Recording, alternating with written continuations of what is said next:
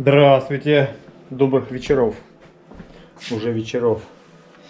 Что был у нас тут перерывчик? Между первый и второй перерывчик небольшой. Небольшой. Ну что, я тут уже расположился. Так, краску привез. Краску. Провод привез. Проводов привез. Куча всяких проводов. Витая пара. Как вы думаете, куда будет использоваться в таком количестве? От антенного кабеля миллиард. О, у меня швейшечки метили еще такие еще. Прикольные такие эти штуки. Тут провода для... Потихоньку подготавливаюсь к потом щитковым делам. Тут толстый разводной, многожильный. Там белый, синий четверка, белый шестерка. Вот все барахлишко для подключения вот этой штуки. Бак. Вот такая вот торпеда. Это 40 литров. Равзя. Что-то бетон или бетон, хотя раздут. Ну слушайте, я там читал отзывы, два производителя, которые делают их про швы, ну вроде все достойно. Смотрел, посмотреть давление. Туцер, муцер. Ё-моё. Все, дюймовка. Я думаю, там все жаловались, не откручиваешь, резьба слетает. Но я уже говорил, да, кто меня смотрит, я говорил про нержавейку уже неоднократно. Нержавейка не любит перекосов. Как только вы что-то сделали с резьбой, как чуть она пошла не так, вы будете ее срывать. Блин, хочется даже подключить его. Я на него купил все, там проштудировал, как я соберу. И докупил на него всякие колобахи. Например, будет вот здесь вот муфта. Потом кран сюда сделаем для слить воду, если что, с него. Человек мне хорошо подсказал, говорит, сделай кран снизу.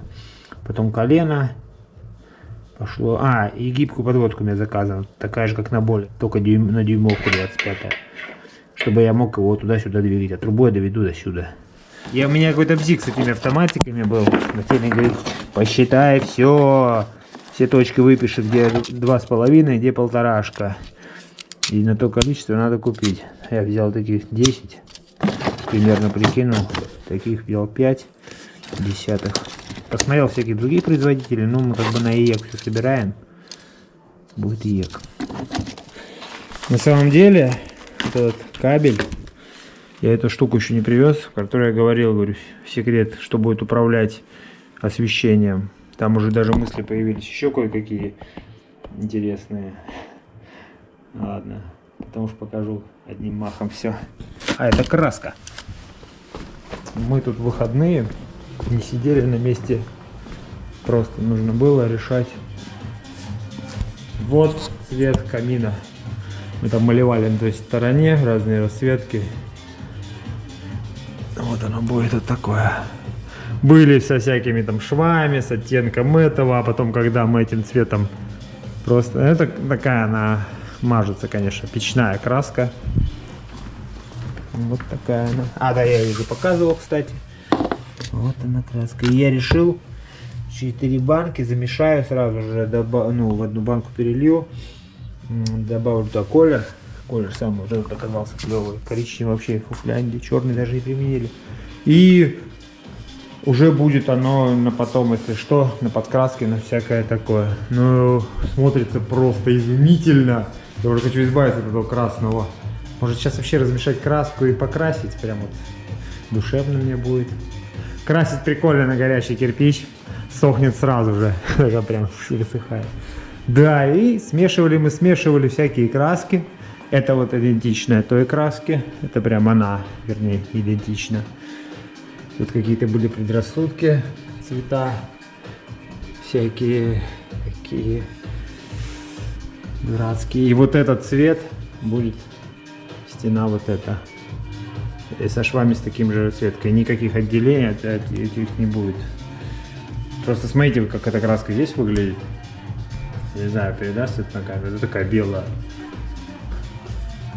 Блин, желтая. Но это одна и та же краска. Вот в чем прикол. Это другая, по-моему. Вот это вот.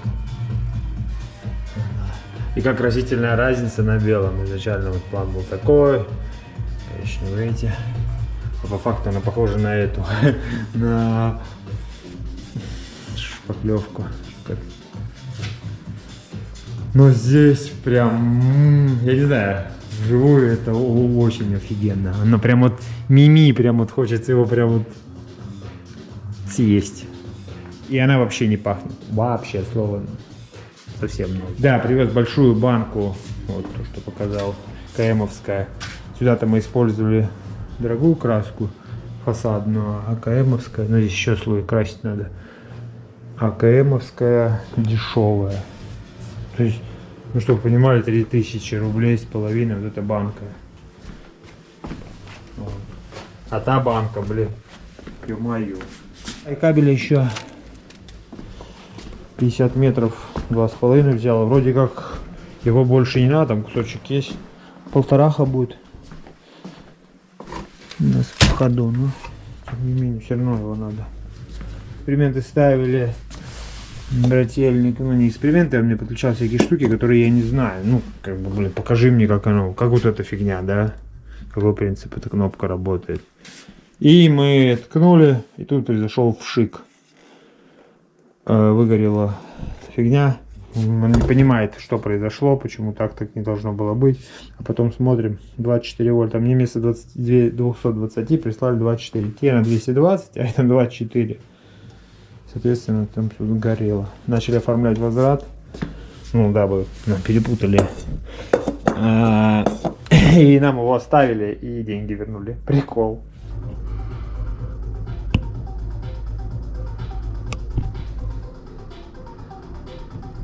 Блин, не заехал мимо.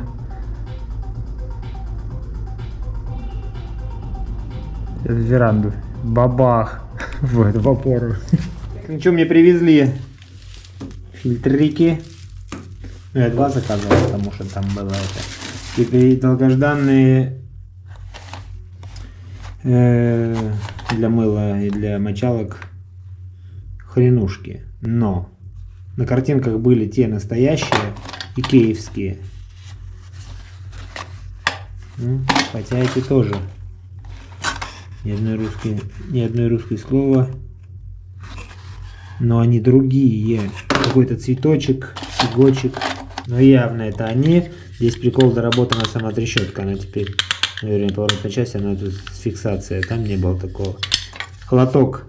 Там был двойной. Один сетчатый, а второй вставляется глухой. Один с одного вытаскиваешь, получаешь... Лоток такой вытаскивался, получался сетчатый. Это без стекания, вытекания, это хрень. Редкостная. И какая-то здесь херушка сделана. Ладно. Хочу вот чем поделиться. Супер отверткой. Я вчера наткнулся на отвертку. Думаю, надо отвертку вот прям вот закручивать автоматы вот для этой всей фигни. И нахожу отвертку вот с такой штукой. Видите, какой у нее... А так она это. Но там она была PH2. И какая-то маркировка еще. Даже у моего брателика такой нету. И я сразу раз и нахожу. А, вот она. PZ-FL2X. Плюс она еще, ну, электрическая. Диэлектрическая. То есть в автоматах, видите, поперечина есть. И как бы PZ-ки там не было. Ну, с обозначением. И она вставляется. Прям вообще идеально. Даже не вытащить. Ну, теперь я буду затягивать как следует это все. Обычно плюс просто, либо PZ. Вот эти маленькие полоски. Ну, сзади, да, что такое PZ? PH просто крест. PZ это еще вот дополнительные. Модернизировал. Сверлил, так не видно. Надо посмотреть, нержавейка. Насколько она нержавеет-то это. Да? Ее...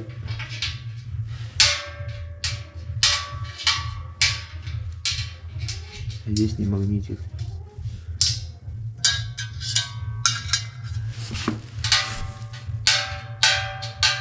Короче, ребята, шов магнитный. И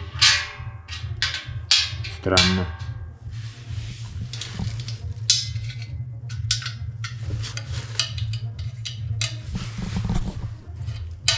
Магнитит. Это еле-еле, но магнитит. Вот вам нержавейка. Вообще супер магнитная. Это не что-то она как-то странно. Там магнитит, там не магнитит. Такая вот фигня. А с добрыми утрами, солнечными днями. Там солнышко, казалось бы, да? Типынько, ага. 20-ка, блин, бабахнула. Тювыньях. Я вышел, сходил там и нафиг, зашел, даже закрылся. Опа, смотри, как светло здесь. Может дополнить еще освещение? Сейчас этот светит. Все, провел сюда. Я привез, да, плафончик на 10 ватт. Все сделал. Второй появился теперь этот. Так, блин, был прикол. Вчера ковырялся допоздна. Сделал, выключаешь этот. Ну, включаешь этот свет, и только включался тот. Выключаешь этот, выключается тот. Сегодня переделывал. Проводочек неправильно что-то я накинул. Сейчас будем заниматься вот этим делом. Посмотрел я эту колобаху. Начал откручивать низ. Второй винт. Ну, первый выкрутился хорошо. Вопреки всем этим. Я пометил, думал, сейчас разберу. А там закачан воздух уже. Второй начал откручивать, начал стравливать. Думаю, ладно. Коль держит. Надеюсь, что нету никаких там загогулинок и всякой фигни. Не порвется ничего. Надо кран, блин, у меня крана такого нету. Я что-то не допер, надо кран сюда было ставить. В случае обслуживания этой фигни, раз, у меня кран. А, я туда могу накрутить кран, точно. Там же у меня будет выход. Все барахло разобрал хотя. Блин. Хорошая мысля приходит и после. У меня будет вот это вот, а потом я накручу сюда кран тогда. У меня такой кран дороже в разы, конечно, но... Ну ладно, хорошо. Уговорили. Так, решил я не хорохориться сейчас, сделать это только по поводу этого. Посмотрел я, изучил. Я, да, поставлю кран полипропиленовый на 32-ю. Выведу здесь. Блин, по нервам. Здесь он у меня будет выведен. И здесь у меня будет носик. Раз, закрыл. И можно обслуживать эту хреномунь. Это да, это очень важно. Потому что что-то я... Это, если откручивать, здесь вода будет литься с нее битый год. Нафиг это надо. И еще сюда я сделаю вывод. И сюда же я поставлю электрический кран. Я посмотрел, цена вопроса 1000 рублей. Мы его свяжем с отключением. То есть насос рубанет сразу же. На случай протечки, любой утечки где-нибудь. И сразу же закроет ресивер. Единственное, ну, чтобы он не выдавливал воду на то место, где произошла утечка. А в случае протечки ЕГО, потому что они любят протекать и начинают капать, я сделаю такое здесь лоток, ну, в котором он будет стоять с бортиком с небольшим, и полоску сделаю, туда вода будет. Ну, прорвет его, он начнет капать, с ней будет, пускай оно капает хотя бы туда. Да и все. И я буду, и моя душенька будет спокойна. То есть насос вырубаем. Решено все-таки, как мы разработали, будет отдельно это делать, нежели от этих мозгов. Ну, придерживаемся старого плана прежнего. Да, и получается, это у нас все. Финальная, ля финаль по воде будет.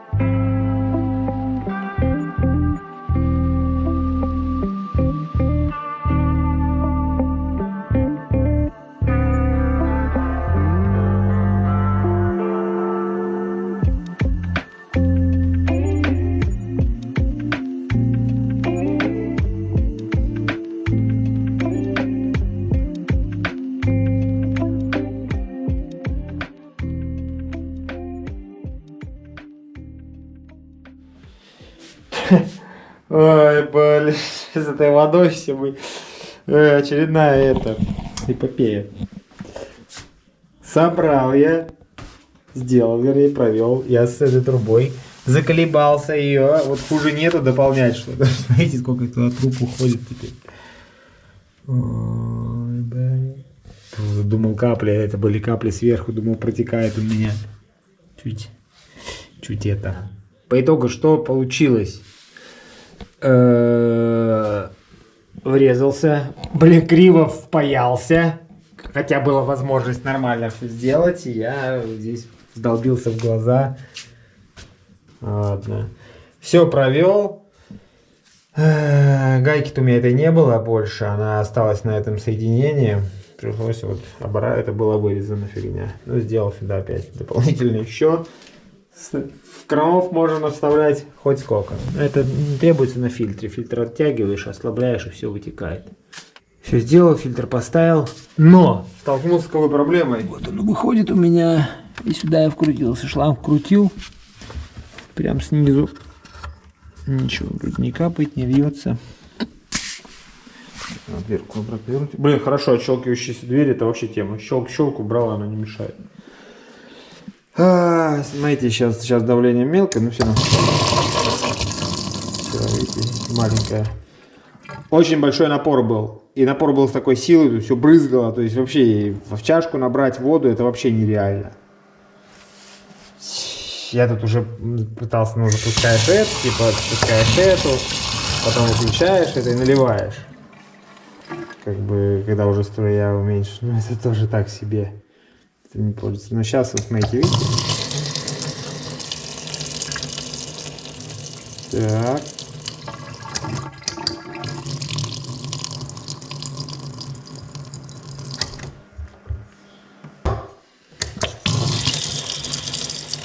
Почему у нас теперь струя? У нас, походу, почти попала какая-то грязинка туда. Высокое давление. Мало того, что оно и так высокое, еще плюс оно высокое для этого смесителя. А плавности этого нет. Пытался здесь как бы не до конца.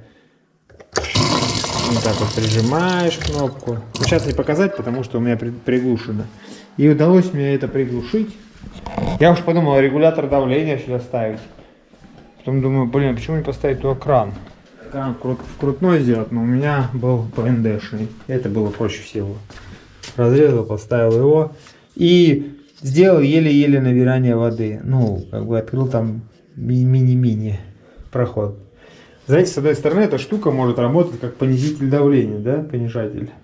Вот сейчас 3,5 в системе. То есть, как бы перепускает оно потихоньку. Ну, стравливает. Вот такой способ. Ладно, будет здесь кран теперь. Но, надеюсь, когда я запущу с этим баком, давление-то общее я понижу. Оно будет у меня там 3,5, надеюсь. Все будет по фэншую, и у нас не будет этого рывка. Будет и плавность потока, и, ну, не знаю. Полагаю, что это так будет. Вода, водичка, вода.